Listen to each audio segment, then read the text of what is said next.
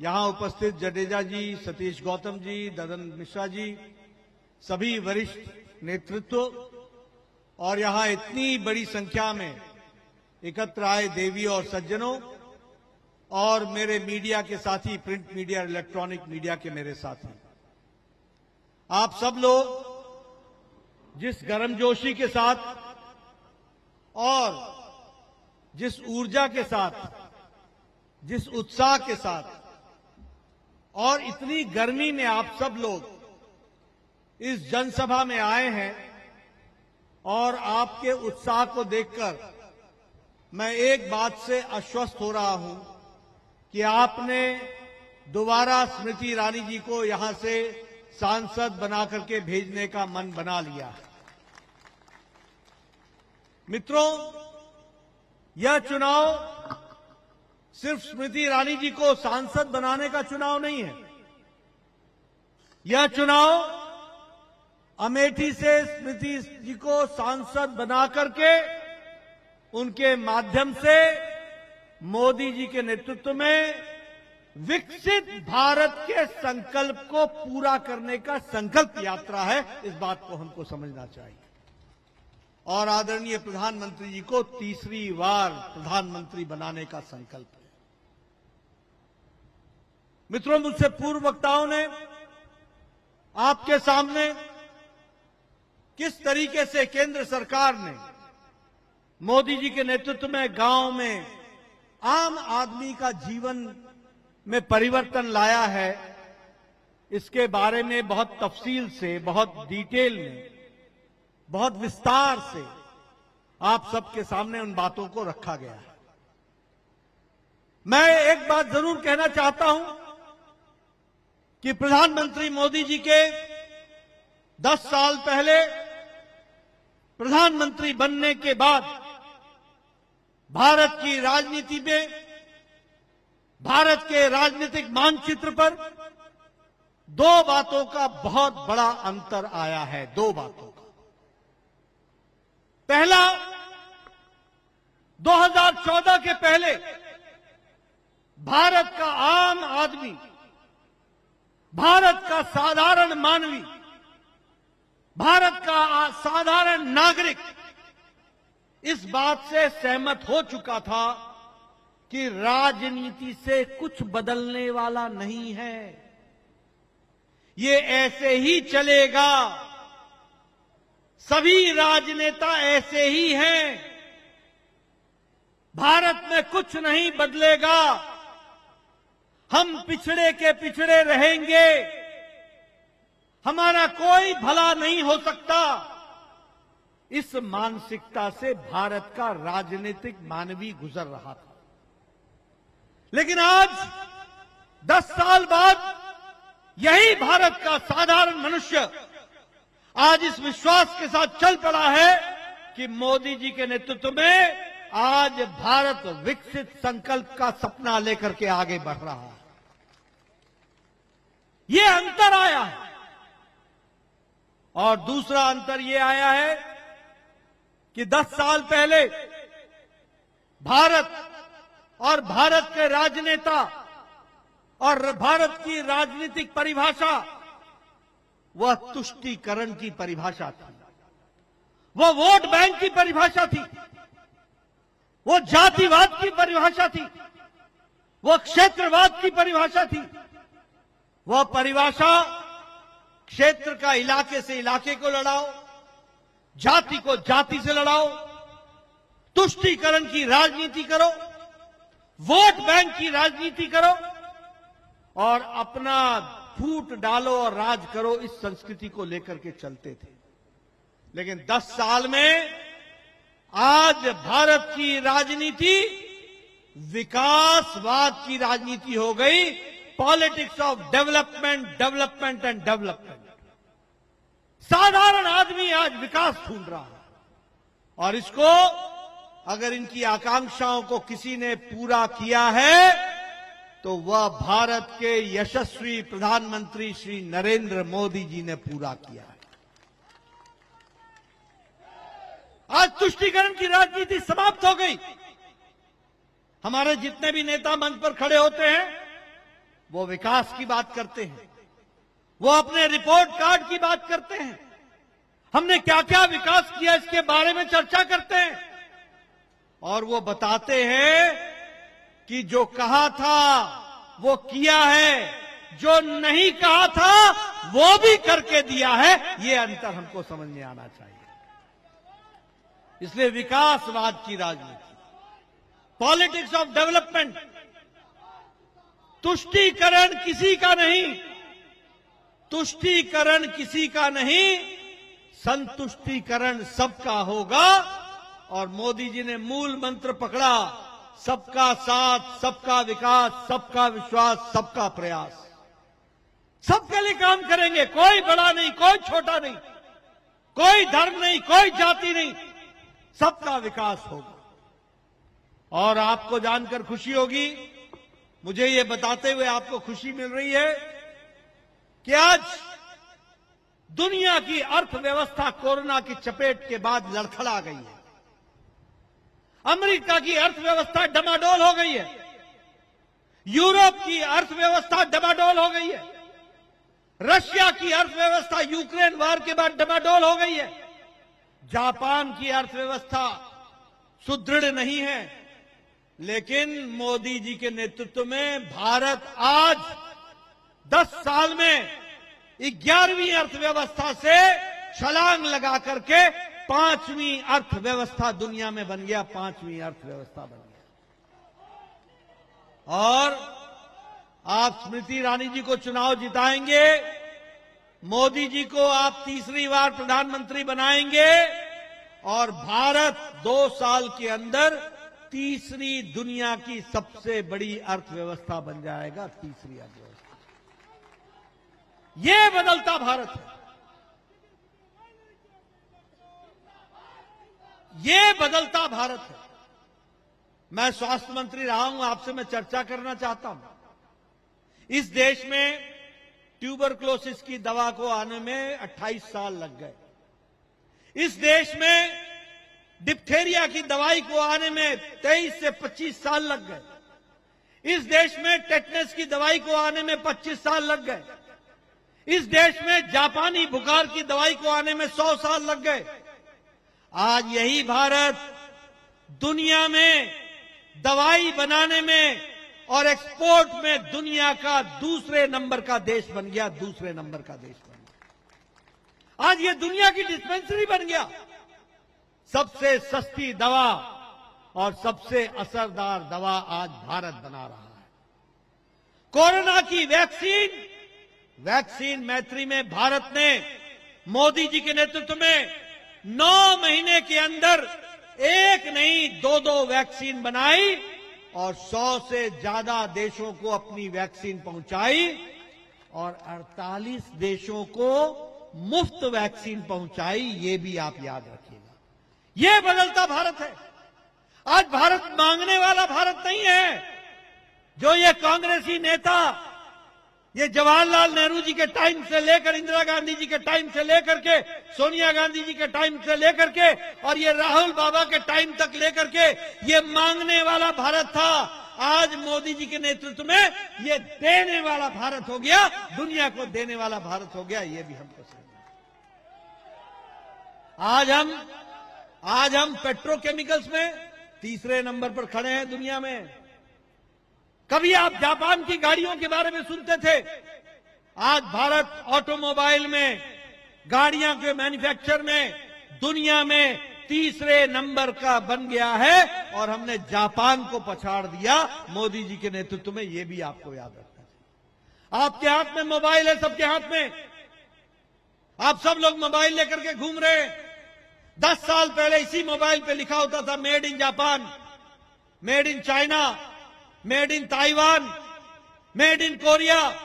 आज अपना मोबाइल निकाल करके देखो, उस पे लिखा है मेड इन इंडिया।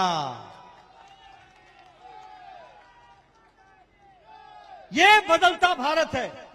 बोलो, इसको और मजबूती देनी है कि नहीं देनी है?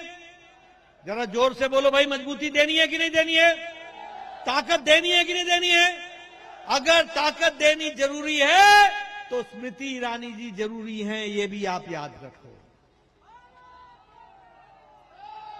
मित्रों, मेरे पहले गोविंद शुक्ला जी बोल रहे थे, राजेश अग्रवाल जी ने बहुत संक्षेप में लेकिन बात बताई। आज भारत का साधारण व्यक्ति, आज गांव, गरीब, वंचित, पीड़ित, शोषित, दलित, युवा, किसान, महिला, इन सबको अगर किसी ने ताकत दी है तो मोदी जी की नीतियों और कार्यक्रमों ने ताकत दी है। कार्यक्रमों ने ताकत दी है। मैं आपके सामने बताना चाहता हूं मित्रों, जब मैं बात करता हूं प्रधानमंत्री गरीब कल्याण अन्न योजना, कभी सोचा था कि 80 करोड़ की जनता को हर महीने 5 किलो गेहूं या 5 किलो चावल और 1 किलो दाल मिलेगी? ये दुनिया का सबसे बड़ा अनाज का वितरण का कार्यक्रम है, दुनिया का सबसे बड़ा। और आपको जानकर खुशी होगी कि इसके कारण मोदी जी के नेतृत्व में 25 करोड़ लोग गरीबी की रेखा से निकल करके ऊपर आ गए। 25 करोड़ लोग। और ये मैं नहीं कह रहा, IMF कह रहा है, इंटरनेशनल मॉनिटरी फंड बोल रहा है। अति गरीबी भारत की 1% से नीचे हो गई। गांव कितना मजबूत हो गया? 2 लाख गांव में ऑप्टिकल फाइबर पहुंचा दिया गया। 2 लाख गांव में, जिसके बारे में ये कांग्रेसी नेता राहुल बाबा एंड कंपनी ये बोलती थी कि भारत अनपढ़ है, यहां डिजिटल काम नहीं होगा और यहां तो डिजिटल कोई जानता नहीं है। अरे आजकल तो सब्जी वाला भी डिजिटल ट्रांजैक्शन करता है, डिजिटल ट्रांजैक्शन करता है। आजकल गांव में काम करने वाला खेत मजदूर जो काम करता है वो भी डिजिटल ट्रांजैक्शन करता है। और 2 लाख गांव में कॉमन सर्विस सेंटर खुल गया। कॉमन सर्विस सेंटर खुल गया। हमारे युवाओं को मोदी जी ने पहचाना, ये कांग्रेसी नेता कभी पहचान नहीं पाए। ये आज बताओ, अभी राजेश जी बता रहे थे, आपके गांव अब पक्की सड़कों से जुड़ रहे हैं कि नहीं जुड़ रहे हैं? जुड़ रहे हैं कि नहीं जुड़ रहे हैं? प्रधानमंत्री ग्रामीण सड़क योजना, इसने परिवर्तन ला करके खड़ा कर दिया। मोदी जी ने आपके घरों तक गैस का सिलेंडर और गैस का कनेक्शन पहुंचाया। और आप अगले 5 साल में देखना, आपके घर तक सस्ती गैस पाइप से पहुंचेगी। पाइप से पहुंचेगी, सिलेंडर की आवश्यकता नहीं होगी। आपको जानकर खुशी होगी, ये प्रधानमंत्री आवास योजना, ये बैठे हैं सारे पुराने लोग, ये सतीश गौतम से लेकर के ददन मिश्रा, इन सबसे पूछो। मैं 1993 में विधायक बन गया था, 1993। मेरे जमाने में मेरे को मेरा ब्लॉक डेवलपमेंट ऑफिसर BDO हर साल आके बोलता था, नड्डा साहब आपको खुशखबरी सुनानी है। मैं बोलता था सुनाओ। कहता था इस बार आपको एक पंचायत में 2 इंदिरा आवास योजना मिली है। 2 बताइए किसको दें? मैं कहता था 1 अनार 100 बीमार। ये 2 मकान मैं लेकर के क्या करूंगा BDO साहब? ये तेरे को ही मुबारक, ये इंदिरा जी को मुबारक, ये इंदिरा आवास योजना तुम ही रखो, इससे हमारा काम नहीं चलता। लेकिन देखो परिस्थिति बदली, मोदी जी प्रधानमंत्री बने, आज 4 करोड़ घर बन करके तैयार हो गए। 4 करोड़।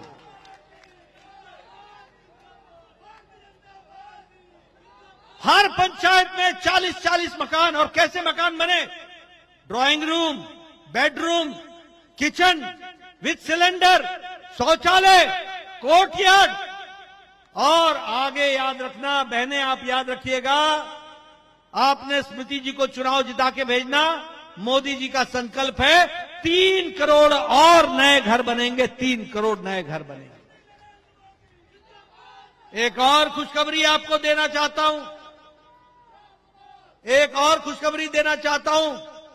5 साल के अंदर आपका बिजली का बिल 0 हो जाएगा। 0 हो जाएगा।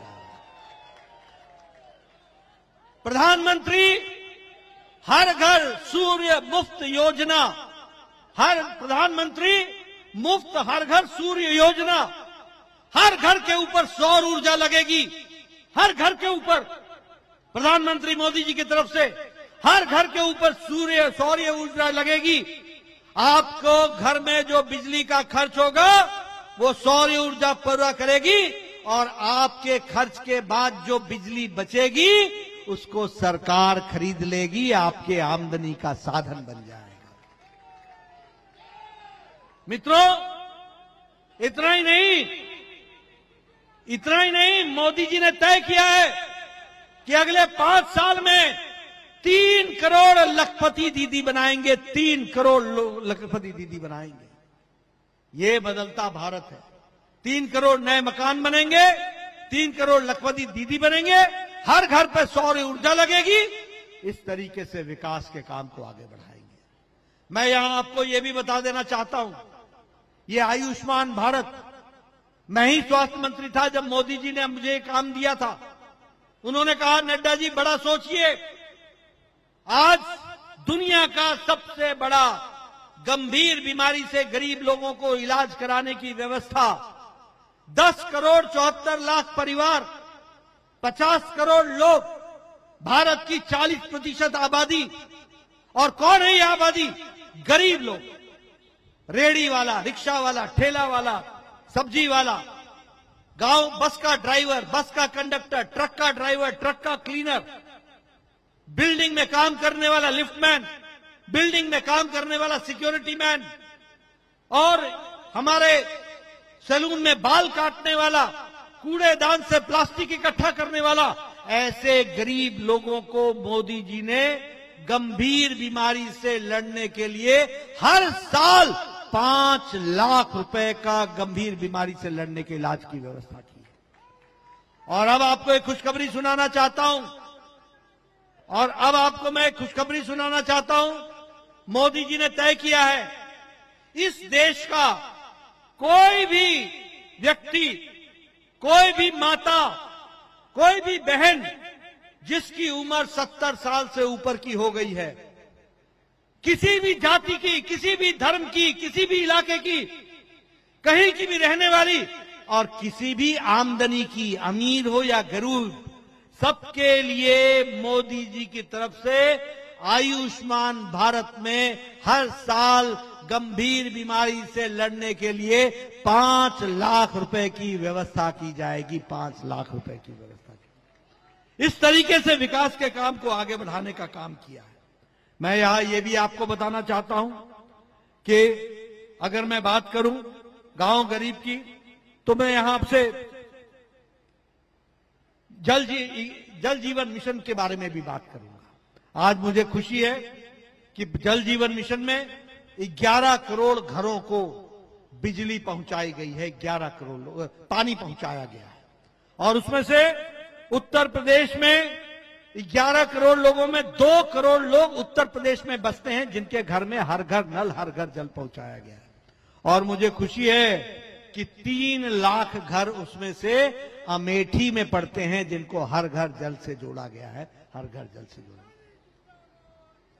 आज हाईवे, आज 28 किलोमीटर नेशनल हाईवे प्रतिदिन बन रहा है। लगभग 7,000 किलोमीटर नेशनल हाईवे बन गया। इंटरनेट, जैसे मैंने बताया कि लगभग 2 लाख गांवों को इंटरनेट ऑप्टिकल फाइबर से जोड़ दिया गया है। रेलवेज में 19 गुना आपका बजट बढ़ा दिया गया है। और एयरवेज में एयरपोर्ट भी दुगने हो गए हैं। 74 एयरपोर्ट होते थे, आज 148 एयरपोर्ट बन करके तैयार हुए हैं। ये भी हमको याद रखना चाहिए। इसलिए हर तरीके से आज मुझे खुशी है कि आपके यहां डिफेंस का इंडस्ट्रियल कॉरिडोर बन रहा है। 6 बड़े शहरों को जोड़ा जा रहा है। 27 मेडिकल कॉलेज खोले जा रहे हैं।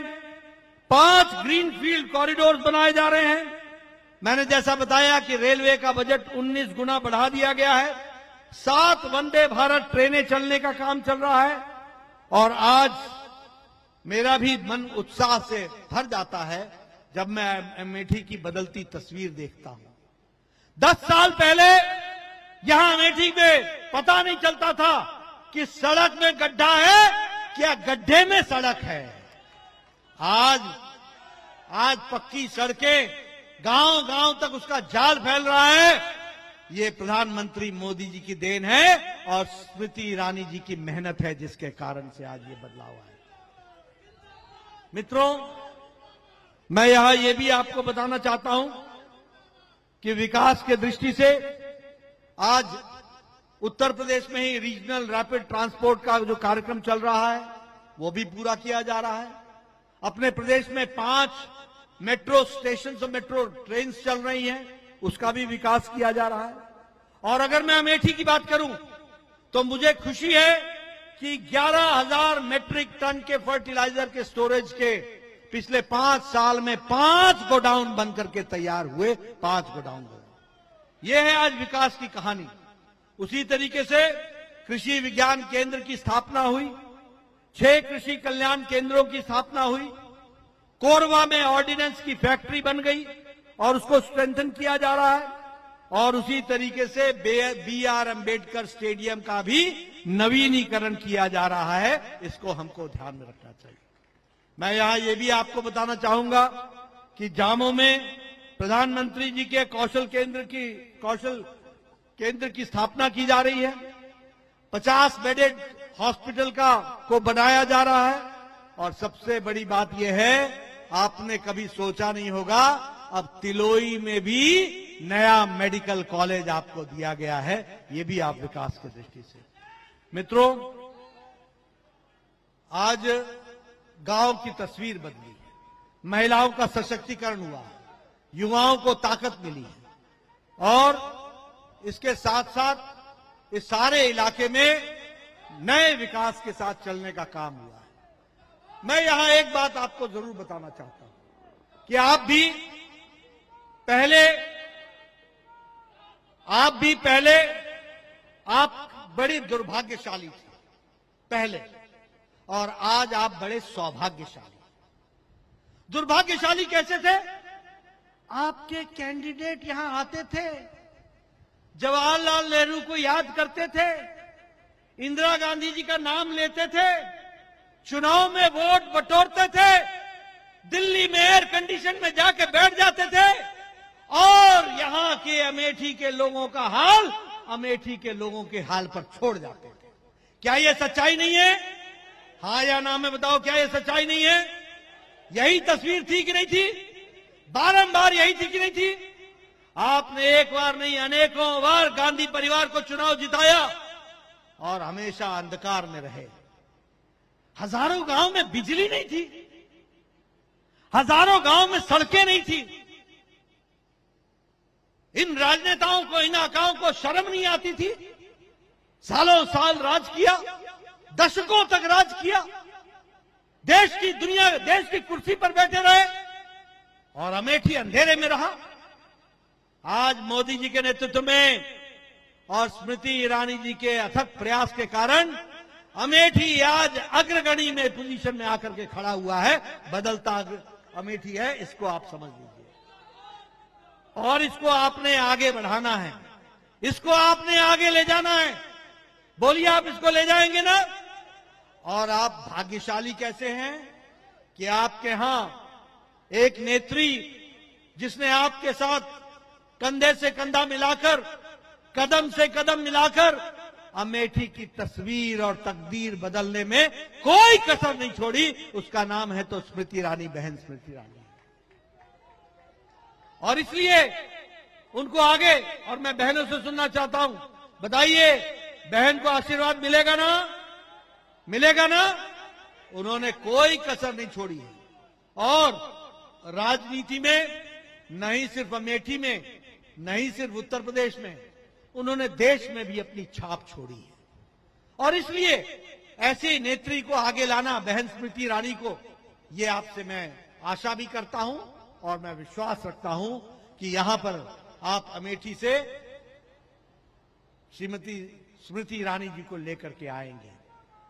मैं किसी पर अच्छे समय में कोई बुरी टिप्पणी नहीं करना चाहता, लेकिन मैं किसी के बारे में बुरी टिप्पणी नहीं करना चाहता, क्योंकि शुभ समाचार के साथ अशुभ नहीं बोलना चाहिए। लेकिन अगर उजाले को याद करना है तो अंधकार को तो समझना पड़ेगा ना। अगर पूर्णमासी को नमस्कार करना है तो अमावस्या को तो याद करना पड़ेगा। एक आपके यहां से वो भी कैंडिडेट हुए जो यहां से भाग गए, और एक बार नहीं भागे, यहां से वायनाड, वायनाड से रायबरेली मुड़ के अमेठी भी नहीं आए। ये नेता के चरित्र को, उसके राजनीतिक क्षमता को, उसके राजनीतिक हिम्मत को, उसके बारे में बहुत कुछ बताता है। एक कुर्सी पर बैठो, मौज करो, चलते बनो, टाटा बाय बाय कहो, नई जगह तलाश लो। बोलो, ऐसे लोगों को आगे आने दोगे क्या? ऐसे लोगों को आने दोगे क्या? आपका संदेश रायबरेली में भी जाना चाहिए। जो आपके सगे नहीं हुए वो उनके क्या होंगे? जो आपके नहीं हुए वो उनके क्या होंगे? जो 15 साल यहां रहे और उसके बाद आपको बिना टाटा बाय बाय बोले हुए, बिना विदाई लिए हुए चले गए, वो दूसरों का क्या ख्याल रखेंगे? मित्रों, इनकी पॉलिटिक्स है आज की आज खाओ, कल की कल देखी जाएगी। इनको आपसे क्या मतलब? और मित्रों, दो बातें और याद रखिए। एक तरफ मोदी जी हैं जो देश को विकसित भारत के संकल्प के साथ दुनिया में खड़ा करना चाह रहे हैं, और दूसरी ओर वो घमंडिया गठबंधन है, वो इंडिया अलायंस है जिनको आपसे कोई लेना देना नहीं है।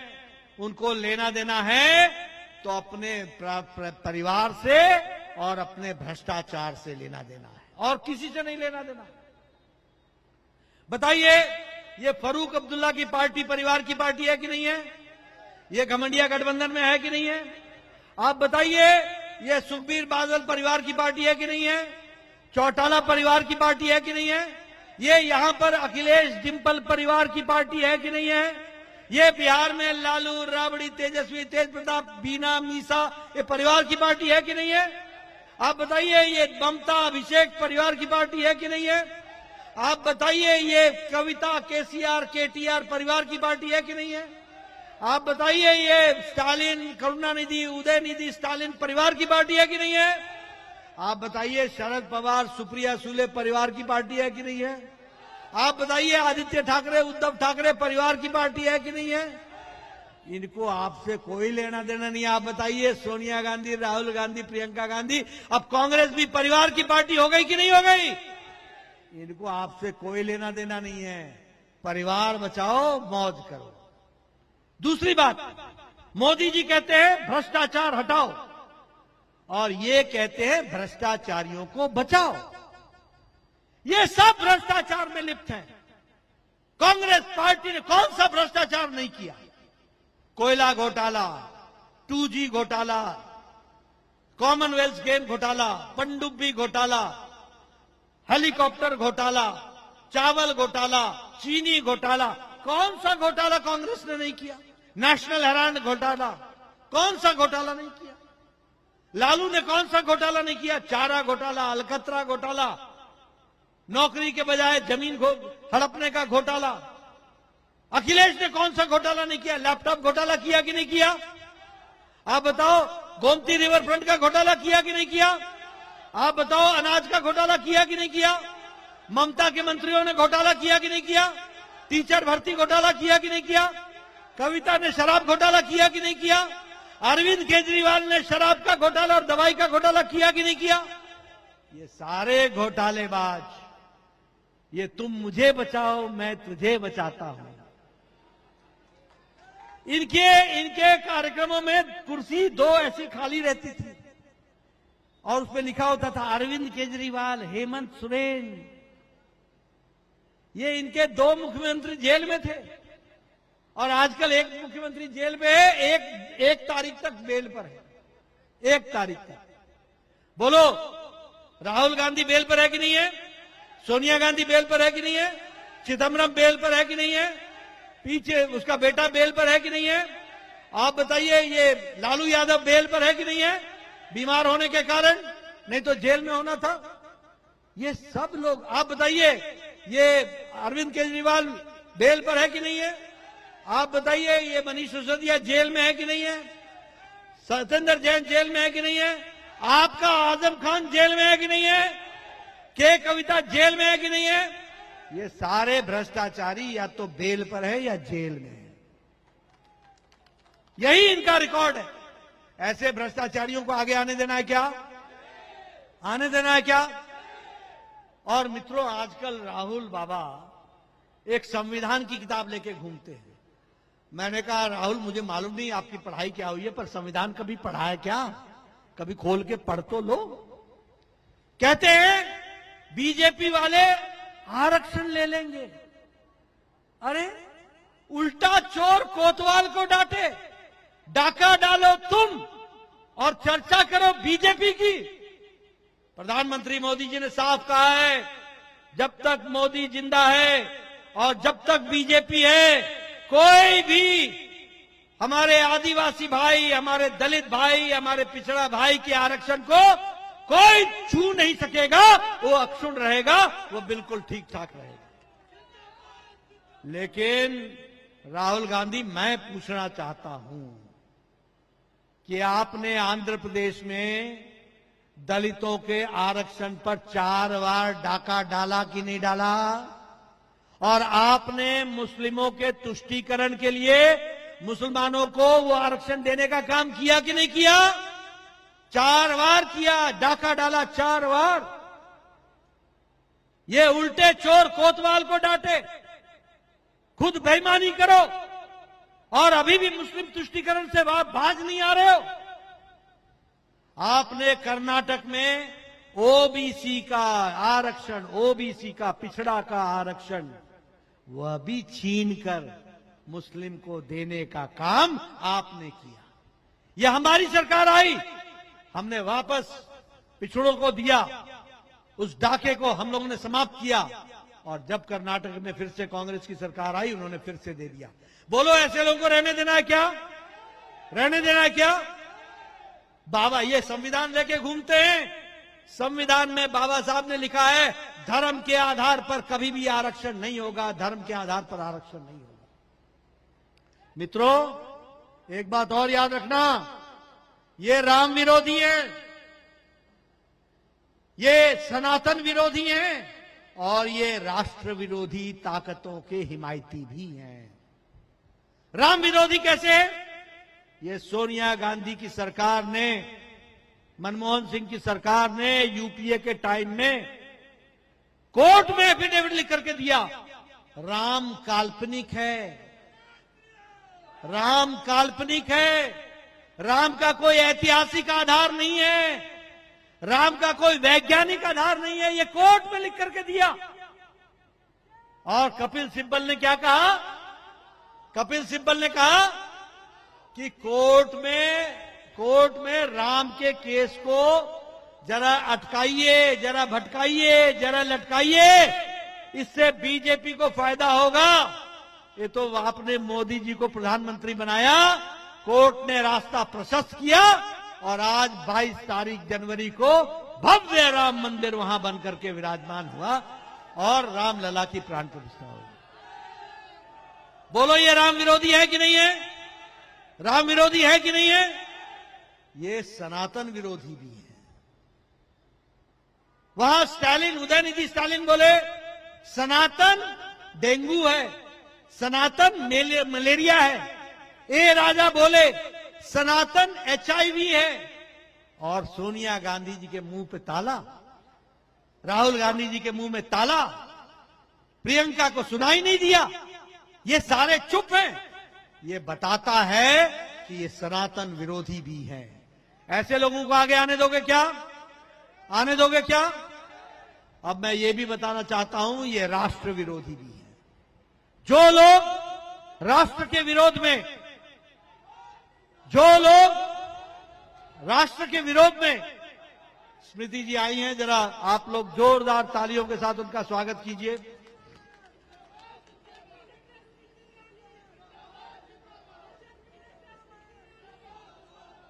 जरा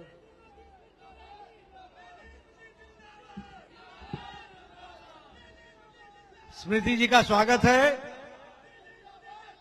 बोलिए, स्मृति जी को चुनाव जिताएंगे ना? जरा जोर से बोलो, स्मृति जी को चुनाव जिताएंगे ना? मुझे विश्वास दे रहे हैं ना आप? मैं ये जरूर बोलना चाहूंगा, मैं ये जरूर बोलना चाहूंगा कि ये राष्ट्र विरोधी भी है और जब मैं राष्ट्र विरोधी बोलता हूं तो ये वो लोग हैं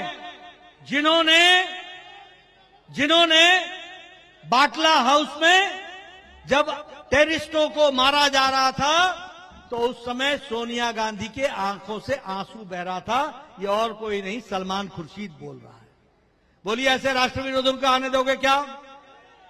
आप बताइए, ये राष्ट्र विरोधी वो हैं जो जेएनयू में नारा लगे, अफजल हम शर्मिंदा हैं, तेरे कातिल जिंदा हैं, भारत होंगे तेरे टुकड़े टुकड़े इंशाअल्लाह इंशाअल्लाह, और उनके साथ ये सब लोग जाकर के खड़े हो जाएं, राहुल गांधी वहां पहुंच जाए और राहुल गांधी इनका साथ दे, बोलो, और उनको कैंडिडेट बनाए लोकसभा का।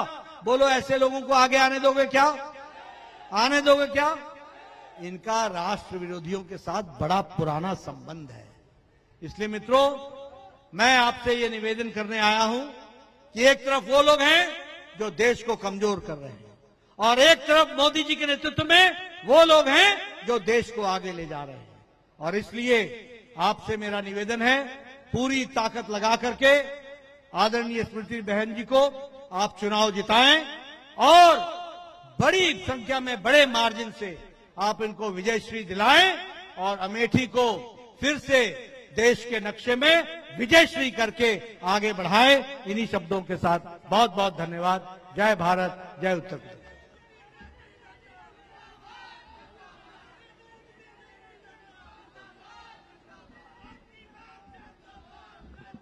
मित्रों, हम सबके बीच में अपने यशस्वी सांसद मंत्री आदरणीय स्मृति जी जगदीशपुर